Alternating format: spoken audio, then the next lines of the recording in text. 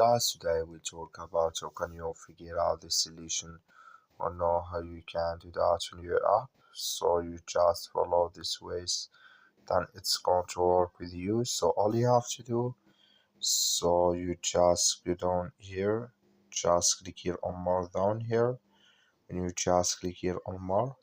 So then it's going to take you to this list here. It's going to show for you like this on money here manage app. Just click on configuration, so then you come to next step here.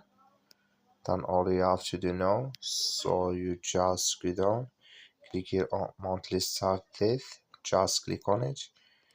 So then here can you select if you want to add no changes or previous Friday or following Monday, then you click here on save, then it's going to save with you. So that's all you have to do. I wish you know you I get. Thank you for watching.